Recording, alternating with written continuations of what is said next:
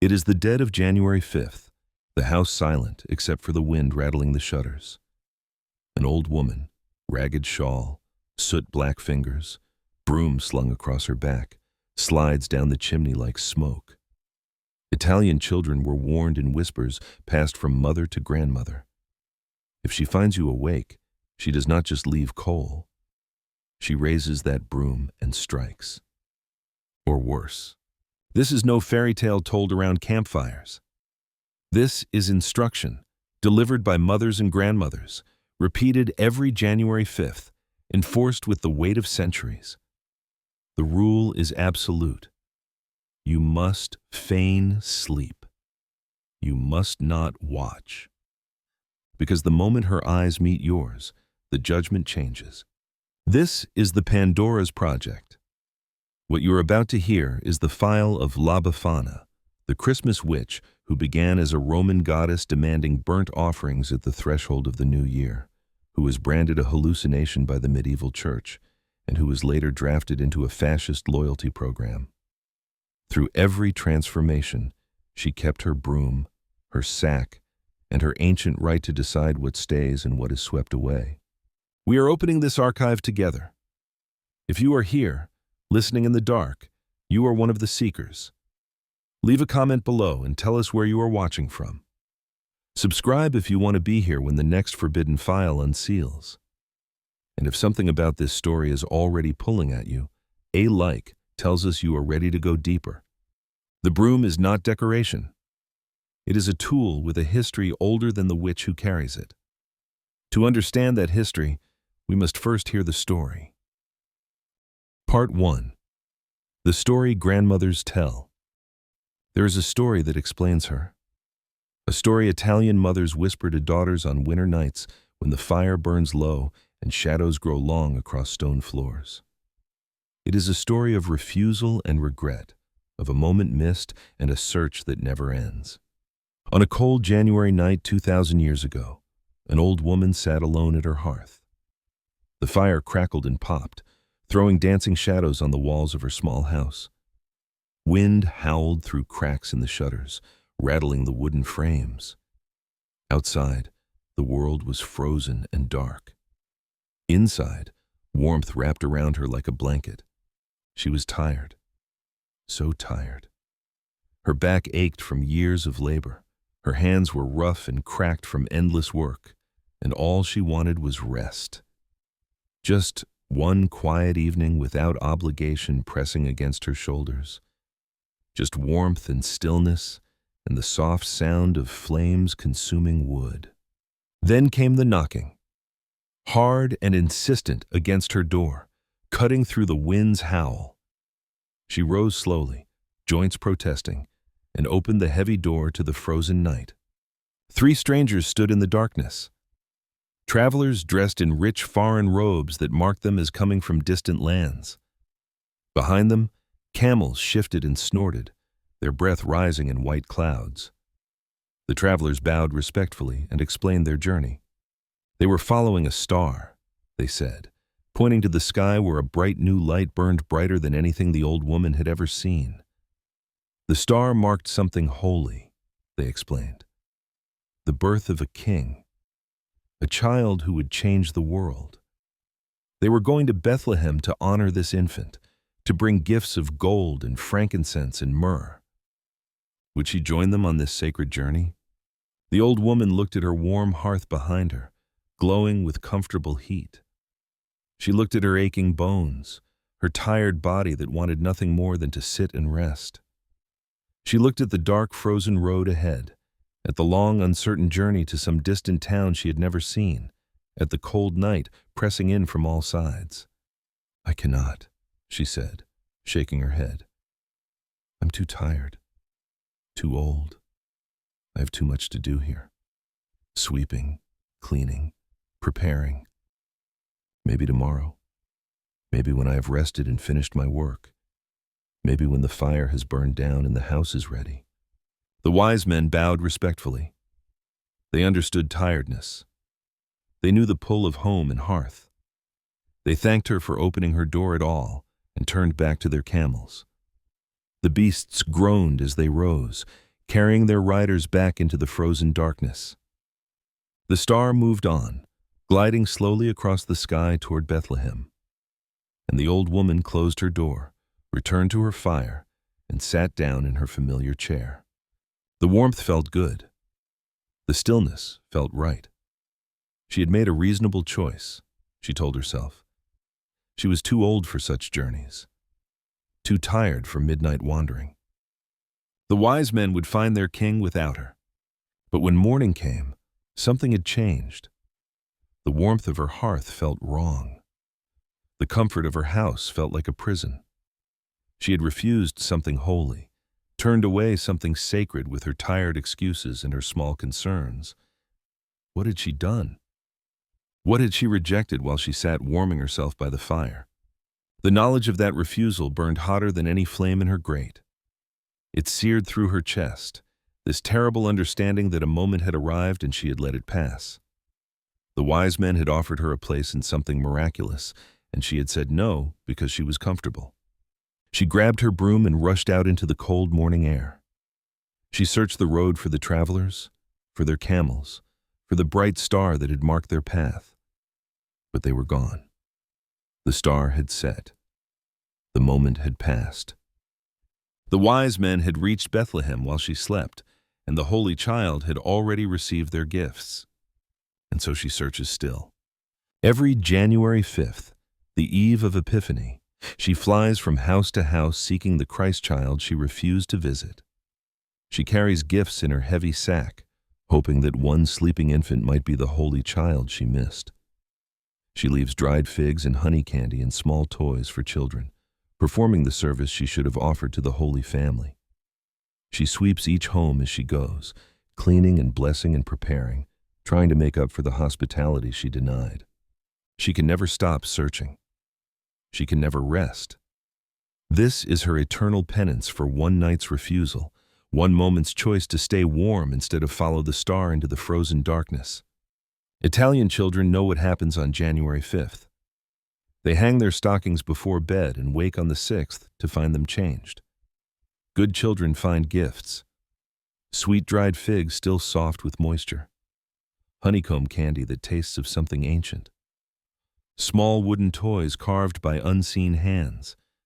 Naughty children find coal, dense and black, the seed of fire for the new year. And if you are very quiet, if you wake at the right moment, you might hear sweeping. Straw bristles moving across stone floors, through the kitchen, past the hallway, near the hearth. The sound comes from nowhere because the woman who wields the broom entered through the chimney without knocking, without permission, without warning. But you must not look. You must not open your eyes. You must lie absolutely still and pretend sleep has claimed you. Because if she catches you looking, if her eyes meet yours in the darkness before dawn, the judgment changes. The coal is no longer symbolic. The broom is no longer just for sweeping. This is the story that grandmothers tell. The church made certain every Italian household would know it. A perfect moral fable about the price of refusing divine call, about eternal regret carved into ritual, about service and humility and never saying no when something sacred knocks on your door in the darkness. But there is another story, one that begins not in Bethlehem, but on a hill in ancient Rome, one that reveals what the grandmother was before she became a penitent. Before the church gave her Christian guilt, she had a different purpose and a different name. Part 2. The Goddess Beneath Rome. There is a hill in Rome, or there was. Walk to the coordinates today and you find nothing. Just streets paved with stone. Buildings rising where elevation should exist. Modern construction spreading across what maps from centuries past mark as raised ground.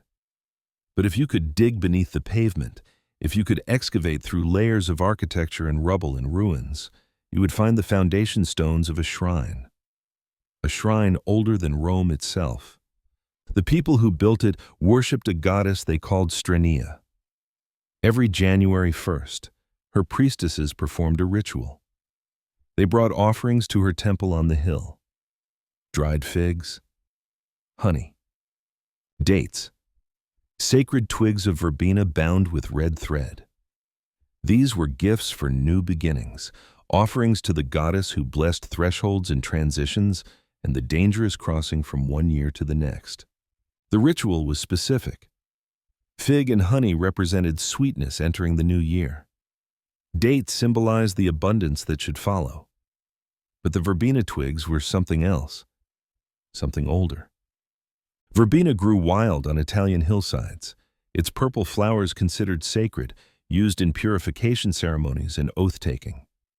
The priestesses carried these bundles through the temple, sweeping the sacred space clean of the old year's spiritual dirt, making pure what time had contaminated.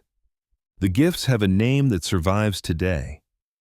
In Latin, they were called strene. In modern Italian, the same word becomes strena, the word for Christmas gifts. The language preserved what history tried to bury. The presents. La Befana leaves on January 6th are the same offerings goddess Strenia demanded on January 1st. The broom she carries was once those sacred verbena bundles. The sweeping ritual is temple purification brought into homes. This is not coincidence. This is the same goddess wearing different clothes. The Sabines were not Roman. They lived in the hills northeast of where Rome would sprawl, controlling territory that early Romans needed. They had their own language, their own customs, their own gods. Roman legend says the city's founders abducted Sabine women to populate their settlement. Myth encoding violence. Cultures colliding. Gods forced to merge when conquered people integrated with conquerors. Strenia's shrine survived it all. Through the conflict, through the republic, through the empire, through Christianity's arrival and paganism's official death. For 1,000 years, that shrine stood, slowly forgotten but never quite erased. Medieval builders constructed over it. Renaissance architects worked around it. Baroque Rome expanded past it. But the hill remained, and beneath the hill, the foundation stones waited. Then, in 1932, engineers working for Benito Mussolini received orders. Remove the hill. Completely. Build the Via dell'Impero in its place. Create a grand boulevard cutting straight through the ancient forum, demonstrating power over history by paving the past beneath modern stone. The hill disappeared. Hundreds of workers carved away the earth. Ancient foundations were exposed, briefly documented, then destroyed within weeks. The shrine to Strenia vanished beneath pavement designed for military parades. The verbena that once grew on those slopes was replaced with stone. This was not accidental destruction. This was deliberate removal of a specific hill holding a specific shrine to a specific goddess. And Mussolini knew exactly what he was doing. He understood something about power. Ancient symbols carry weight that new propaganda cannot manufacture. Authority cannot be invented. Legitimacy must be borrowed from sources older than the regime. You cannot create reverence through speeches. You can only steal it from those who had it first. So he took the hill. He took the shrine. He took the space where Strenia once received offerings and replaced it with boulevards named for empire. But he could not take the goddess herself, because she was not in the stones. She was in the ritual, in the gifts, in the sweeping, in the blessing that marked new beginnings. She had already left the hill centuries before Mussolini arrived. She had already transformed into something that could survive without temples or priestesses. She would hide in plain sight, in something so ordinary no one would look twice. Farm rituals. Burning old women made of straw. Practices the church thought were just peasant superstition. And that transformation began with farmers who needed her for something the goddess never intended. Part 3. The exhausted earth. The farmers who burned her every January knew something the church wanted them to forget. The earth exhausts. After harvest, after months of crops pulling nutrients from soil, the fields need renewal. Medieval Italy discovered this not through science but through desperation. Failed harvests meant starvation. Depleted fields meant death. So they experimented with anything that might restore fertility to exhausted ground. Fire worked. Specifically, burning certain materials created ash that, when spread across winter fields, brought spring crops back stronger. They did not know the chemistry, did not understand that burning plant matter created compounds that enriched depleted soil. They only knew that burning worked. And if burning worked, burning must continue. But fire needs fuel, and fuel needs form. So every winter, communities across Italy built enormous figures from straw and dry wood. The Vecchia, the old woman. This Vecchia, this burning old woman, was Befana in her agricultural disguise. The goddess who once blessed New Year's now became the ritual that renewed exhausted earth. They dressed her in rags, gave her a face made from painted cloth or carved wood, sometimes even old masks saved from previous years. Then they paraded her through villages on a cart while children followed and adults sang songs about the year that was ending. This was not random mockery. This was divine theology transformed into practical chemistry wrapped in ceremony. Evening falls on January 5th or 6th, depending on the region. Men carry the Vecchia to a field outside the village as the sun sets. Women bring torches already lit from home hearths. Children gather in a circle, far enough back to avoid the heat but close enough to see everything. An elder steps forward, sometimes the village priest, sometimes just the oldest farmer who remembers the most winters. He reads a list. All the failures of the past year. Bad weather. Poor harvests. Deaths. Debts. Sickness.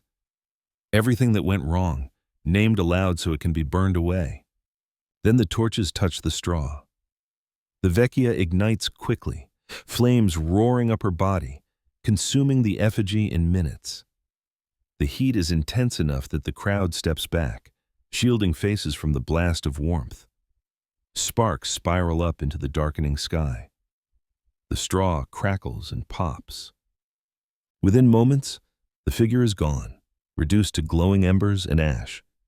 But the crowd is not watching the flames. They are watching the smoke. As the fire burns, elders turn their backs to the pyre and look up. They are reading the wind. The behavior of the smoke determines the forecast for the coming season, telling farmers whether the year ahead will bring abundance or scarcity. If smoke rises straight and disperses quickly into the sky, the harvest will be poor. If smoke blows low and drifts toward the fields, especially west or south, it signals abundance. The farmers watch with the attention of people whose lives depend on this prediction. A local proverb captures it. Smoke toward evening, pot full of polenta. This is not superstition. This is weather prediction through fire. Smoke behavior reveals wind patterns. Wind patterns indicate weather systems. Weather systems determine growing conditions. The ritual is meteorology disguised as magic. In some regions, they added another layer before the burning. The sawing of the old woman. Two people stood on either side of the seated figure, pulling a large saw back and forth between her legs while the crowd laughed and shouted encouragement. Comedy disguising ceremony. The church allowed it because it looked foolish, like peasant entertainment with no deeper meaning. The farmers kept it because beneath the laughter, they were performing the same ritual their ancestors had performed when the goddess still had temples. Further north, in Lombardy and Piedmont, they called her by a different name. The etymology reveals everything. Derived from the feminine form of Jupiter, this was not just any old woman. This was a fallen sky god, a deposed divine authority, demoted from celestial throne to burning puppet. They built her colossal, sometimes 3 or 4 meters tall, designed to burn fast and completely. The coal, La Befana leaves for naughty children, comes from this burning. not punishment for misbehavior, not moral judgment. Coal was the seed of fire, the ember that would start the next year's burning. Receiving coal meant receiving the tool for renewal. It meant being entrusted with the power to transform exhausted earth into fertile ground. But smoke attracts attention. Burning attracts questions. And in 906, the church finally noticed what was happening in Italy's fields every January. They could not stop the burning. Too many farmers depended on it. Too many communities had practiced it for too many centuries. The agricultural necessity was too deeply embedded to eradicate. So they wrote a law that would save her by changing what she was. Part 4. The Madness Defense. The law that saved her was written by men who thought witches were imaginary. Around 906, church authorities drafted a document that would shape witch hunts for the next 800 years. It created 2 categories for women accused of supernatural activity, and the distinction between them meant the difference between life and burning. The first category was simple: women who poisoned neighbors, women who cursed livestock and made crops fail, women who caused measurable, documentable harm through whatever means, natural or supernatural. These women were dangerous. These women confessed under torture. These women burned in public squares while crowds gathered to watch. But the second category was different. Women who claimed to fly at night. Women who said they transformed into animals. Women who described attending impossible gatherings in distant forests. Women who insisted they possessed supernatural powers that left no physical evidence. The church said these women were not actually doing these things. They were having demonic nightmares. The devil was tricking them into believing impossible fantasies. They thought they flew. They thought they transformed. They thought they wielded magic. But they were just crazy. Victims of demonic delusion. And you do not burn crazy people. You pity them. You pray for them. You leave them alone. Regional bishops across Italy used this distinction deliberately. When farmers reported seeing the old woman flying through winter skies, when communities maintained rituals that looked suspiciously pagan, rituals involving burning figures and reading smoke and leaving offerings, bishops had an answer ready. These people are deluded, they explained to investigators. Not dangerous, not satanic. Just confused peasants who believe foolish stories. Leave them alone. This created a paradox. Real harm, provable harm, meant execution. But claims of flying, of transformation, of impossible supernatural acts, those claims were so fantastic they proved the woman was merely insane. The more impossible the claim, the safer the woman. Because impossibility proved delusion rather than demonic power. Befana survived by falling into the second category. She flew on a broom. She entered locked houses through chimneys no human body could navigate. She judged children with supernatural knowledge of their behavior. She distributed gifts from an inexhaustible sack. These claims were so obviously impossible that the church could safely declare them delusions rather than heresies. The cost was dignity. To survive, the goddess had to accept classification as madwoman. Divine authority traded for legal safety. She could not be burned because the law said flying proved delusion, not demonic power. But she also could not be revered because the law said anyone who believed in her was insane. Over centuries, the transformation deepened. The goddess became folklore. Folklore became superstition. Superstition became the kind of thing educated people smiled about while peasants clung to tradition. She could not be feared because fear of delusion is irrational. She could not be worshipped because worship of fantasy is madness. She could only be tolerated, humored, allowed to persist. And that tolerance, that gentle mockery, that classification as harmless fantasy saved her when witch hunts intensified across Europe. While thousands of women burned for crimes they did not commit, while hysteria swept through villages and neighbors accused neighbors, La Befana continued her January flights unmolested, because she was not a threat. She was a joke.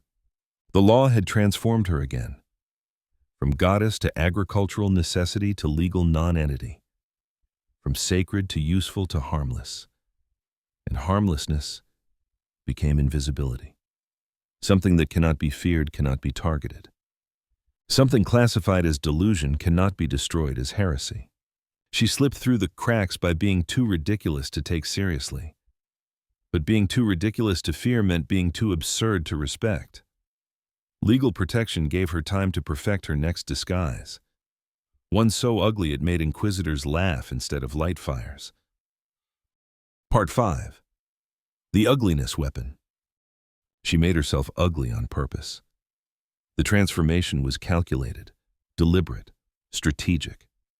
Every grotesque feature carefully cultivated to create a specific effect, because she understood something about witch hunts that most victims learned too late. Who burned and who survived had less to do with guilt than with appearance. Beautiful women burned. Women accused of seduction, of using beauty to bewitch men, of supernatural allure that trapped victims through desire. Beauty was evidence. Beauty was suspicious. Beauty was dangerous. Inquisitors looked at a beautiful woman accused of witchcraft and saw confirmation. Of course, she bewitched him. Look at her face. Look at how she carries herself. She must be using demonic power to maintain that appearance. Burn her. But ugly women, women so hideous they became objects of mockery rather than fear, women who made crowds laugh instead of recoil in horror, those women slipped through. Because ugliness seemed like proof of powerlessness. What demon would grant power and leave the witch looking like that? What supernatural force would maintain such grotesque appearance? The logic of witch hunters demanded that demonic pacts come with rewards. Beauty, youth, seductive power. Not warts and crooked noses and bodies bent with false age. La Befana chose ugliness. The hooked nose that nearly touched her chin when she bent forward. The warts and moles scattered across weathered skin like dark islands. The wild gray hair that stuck out in all directions like dead grass. The ratty black clothes hanging in strips from a body bent and crooked with exaggerated age. The cackling laugh that sounded more animal than human. Every element designed to make people laugh instead of fear. She became a carnival figure. Regional festivals across Italy turned her into entertainment. Communities built enormous puppet versions and paraded them through streets while children laughed and pointed, and adults drank wine and sang crude songs about the old witch. She was comedy, folk humor, the kind of tradition that gives people something to mock during long winter nights. The genius was brutal and simple. You cannot burn what makes you laugh. The Inquisition ignored her because she looked like mockery, not threat. Witch hunters passed her by because she seemed like folklore, not heresy. She survived Counter-Reformation purges by playing the fool. By making herself so absurd that even suggesting she was dangerous would seem ridiculous. Ugliness was not just visual. It was behavioral. She became absurd in her actions as well. The flying broom that should inspire terror instead inspired giggles. Children mimicked her flight with sticks between their legs, running through piazzas while parents watched and smiled. The chimney descent that should seem threatening became the subject of jokes about her hooked nose getting stuck in narrow flues. The gifts became opportunities for humor rather than reverence. Parents told children that naughty behavior would result in coal, and children made faces and promised to be good while secretly hoping for the black lumps they could use to draw on walls. The entire ritual transformed into comedy. Sacred gift-giving reduced to farce. Threshold blessing turned into punchline. But here is what the church failed to understand. Jokes embed deeper than prayers. Comedy survives when ceremony dies. A sacred ritual can be banned, forbidden, erased from official practice through papal decree and enforcement. But a joke? A festival?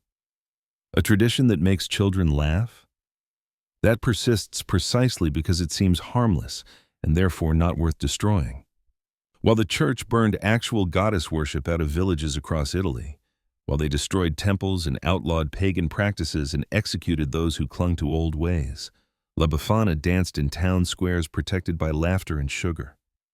She smuggled her core rituals past censors by hiding behind the mask of comedic hag. The gift-giving continued. The sweeping continued. The hearth purification continued. But now framed as entertainment rather than worship. She traded divine majesty for grotesque survival, beauty for ugliness, reverence for mockery, dignity for endurance. And it worked. By 1700, she was completely safe, harmless, a joke figure in winter festivals, an ugly old woman who made children laugh and parents smile. No one remembered she had once been beautiful. No one recalled she had commanded seasons. No one knew she had stood on a Roman hill receiving offerings from priestesses. She had become exactly what she needed to become to survive. Nothing. A carnival puppet? A winter joke. So absurd that even suggesting she was once divine would seem ridiculous. Ancient legitimacy combined with complete apparent harmlessness, which made her perfect for what came next. Because in 1928, a regime looked at this harmless grandmother, this ugly joke, this carnival tradition, and saw exactly what they needed. Part 6. The Stolen Witch. Someone noticed the harmless grandmother. Someone who understood how symbols work, how ancient things carry weight that new propaganda cannot manufacture, how legitimacy must be borrowed from sources older than the regime because it cannot be invented through speeches alone. But first, the regime had a problem.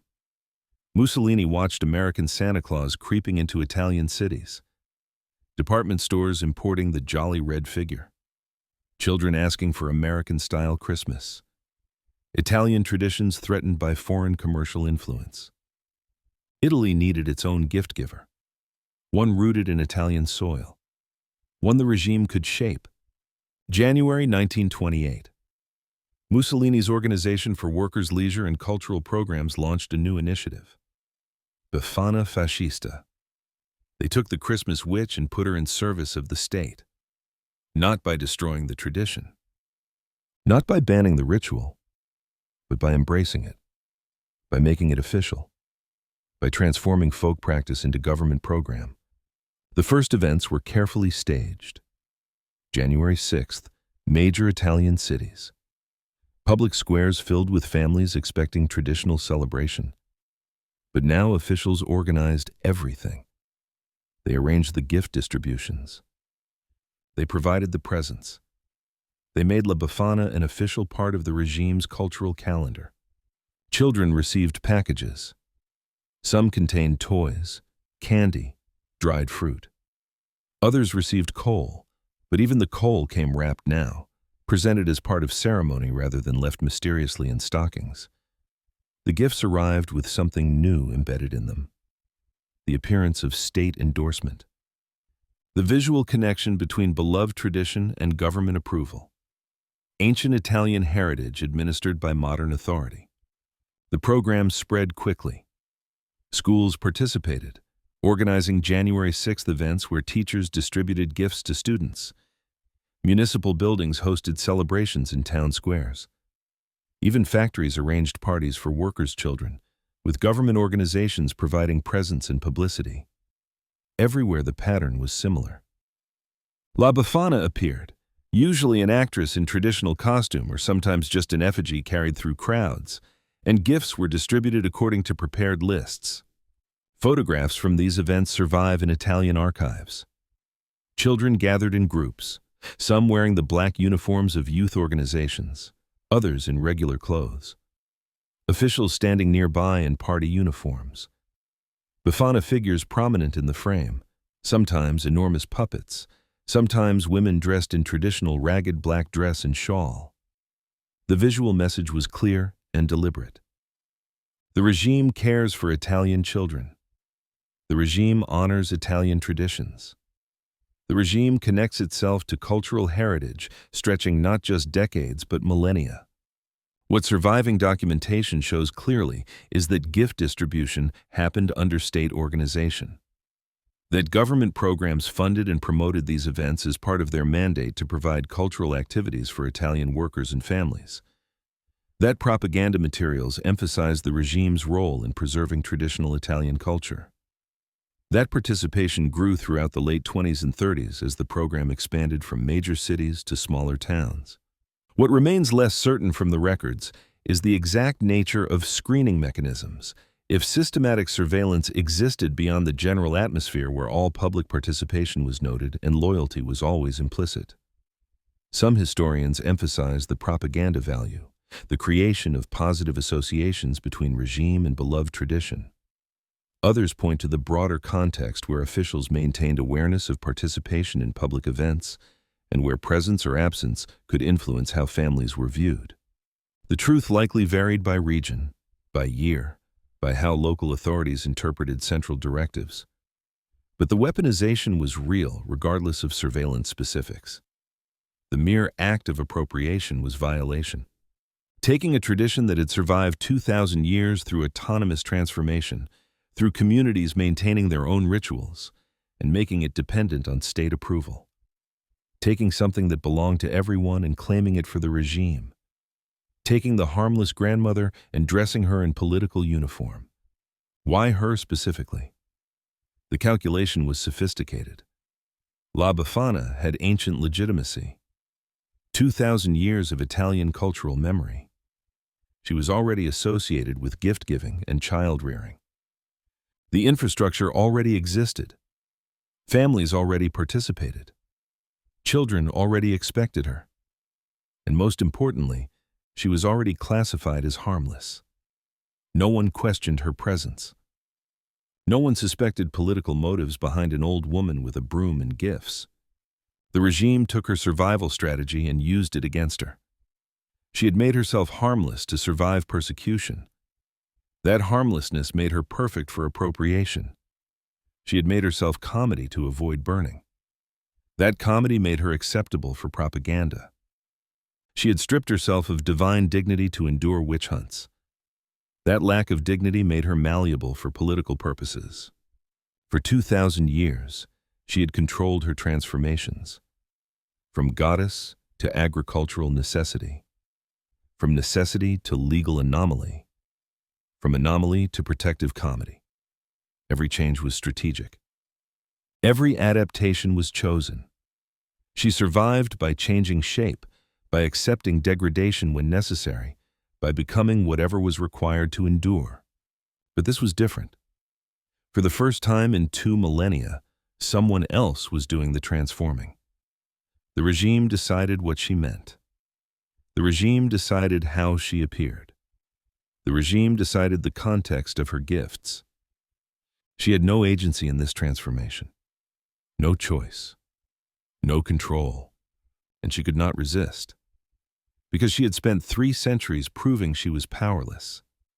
Legal framework said she was delusion. Cultural framework said she was joke. Social framework said she was harmless grandmother. How does a joke resist appropriation? How does delusion fight back?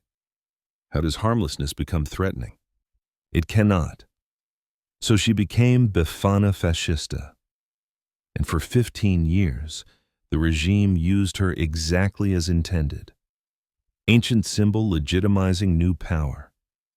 Beloved tradition serving political purposes. The goddess who survived everything, finally weaponized by the very weakness she had cultivated for protection. Then the regime fell.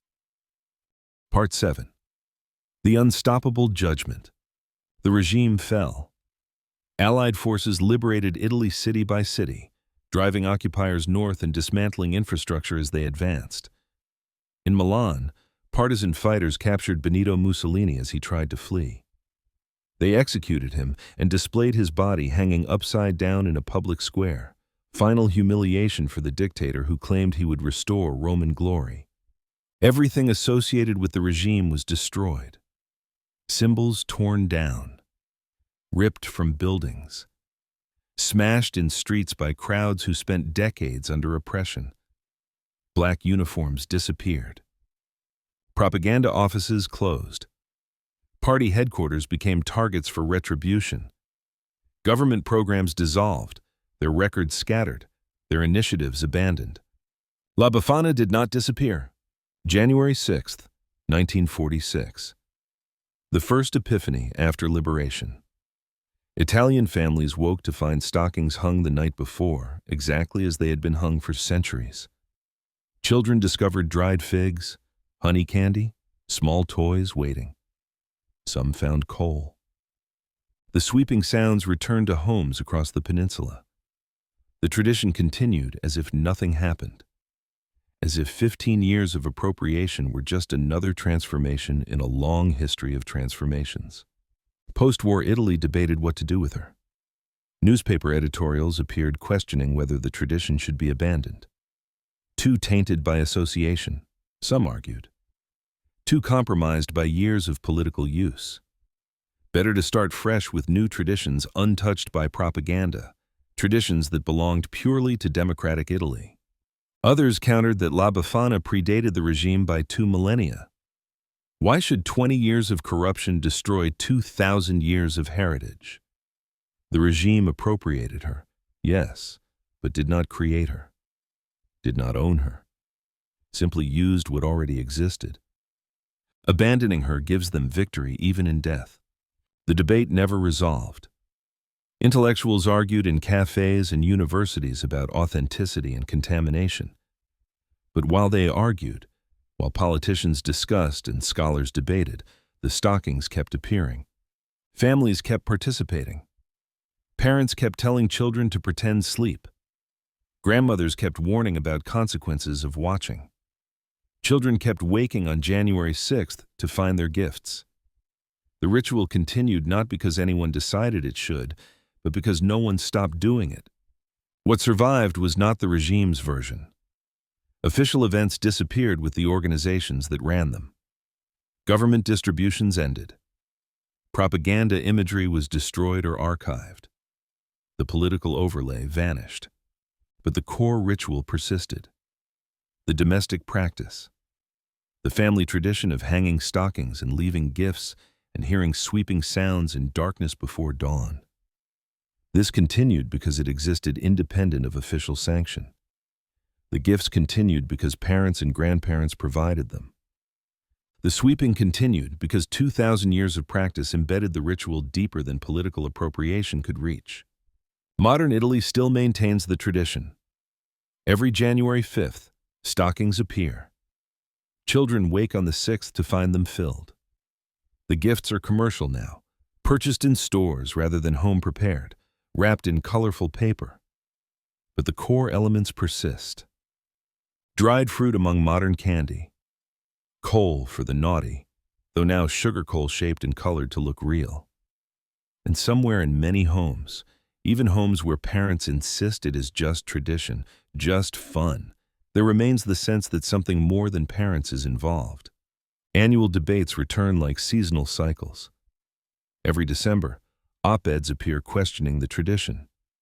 Should Italy retire her? Parents wonder if it teaches appropriate values. Educators suggest more wholesome figures. Cultural critics note lingering associations. Feminists point out how the ugliness reinforces harmful stereotypes about aging women. Every year, the same arguments. Every year, the same counter-arguments. Every year, the same conclusion. The stockings go up anyway. Not because of government mandate. Not because of church approval. Not because intellectuals decided she was acceptable. But because she serves a need that persists regardless of politics or philosophy or modern sensibilities. She survived because we need her. Not the gifts. The judgment. The annual reckoning. The grandmother who loves you enough to tell you when you have failed. Modern parenting has removed consequence from affection, separated evaluation from care. Everyone gets a trophy. Everyone is special. No one keeps score. La Befana refuses. She arrives every January with her broom in her sack and her ancient right to decide. Good children receive sweetness. Naughty children receive coal. The judgment is final. The reckoning is real. And children learn what adults keep trying to forget. That love without standards is not love. That blessing without judgment is not meaningful. That gifts earned carry weight that participation trophies never will. This is what the regime could not destroy. Not the witch, not the gifts, but the principle beneath them. The understanding that transition from old year to new requires honest evaluation of what was. That moving forward demands acknowledging what you were. That renewal is only possible after judgment. The sweeping continues, not cleaning for cleanliness' sake, but sweeping away what failed, what disappointed, what fell short, making space for what might be better. The gifts appear. Not rewards for existing, but recognition for effort, for improvement, for meeting standards that matter. She survived Roman conquest by becoming Christian legend, survived medieval persecution by becoming agricultural necessity, survived witch hunts by becoming legal anomaly, survived counter-reformation by becoming comedy, survived fascist appropriation by being too deeply rooted to eradicate. And she survives modern debates about appropriateness because the ritual she performs addresses something fundamental. The need to be judged by someone who cares enough to be honest. The need for standards that do not shift with convenience. The need to believe that what you do matters, that choices have consequences, that the year you lived will be evaluated before the new one begins. The regime tried to own her and failed, because you cannot own what you did not create. You cannot control what existed before you and will continue after you fall. The fascists put her in uniform for 15 years. She wore it. Then she took it off and kept sweeping. Final part. The sweeping continues. The archives have unsealed 2,000 years of transformation. Goddess to necessity. Necessity to anomaly. Anomaly to comedy. Comedy to weapon. Weapon to judgment that persists. Each change was survival. Each degradation was the price of endurance. From sacred offerings on a Roman hill to coal in children's stockings. From priestesses sweeping temples to grandmothers warning about consequences. The form changed. The function remained. What La Befana teaches is uncomfortable. That survival sometimes requires becoming what you are not. That protection demands accepting humiliation. That enduring means letting others decide what you mean. Until the moment passes and you can remove the costume they forced you to wear. But she also teaches that rituals rooted deeper than politics cannot be owned by regimes measuring their existence in decades. That 2,000 years of practice creates momentum no government can redirect permanently. That what addresses fundamental human needs outlasts every attempt to control or destroy it. The sweeping continues. The gifts appear. The judgment falls. Not because any authority commands it, but because the need for honest reckoning, for standards that matter, for love that includes evaluation, that need is older than Rome. Older than Christianity. Older than every institution that tried to claim her. If this unsealing revealed what the grandmother story was hiding, support this work with a thumbs up. Subscribe so the next forbidden archive opens for you. Comment with one sanitized tradition you suspect conceals something darker. One name only. The broom is still sweeping. The coal is still judgment. The goddess is still there, beneath the ugly mask. See you in the next tomb.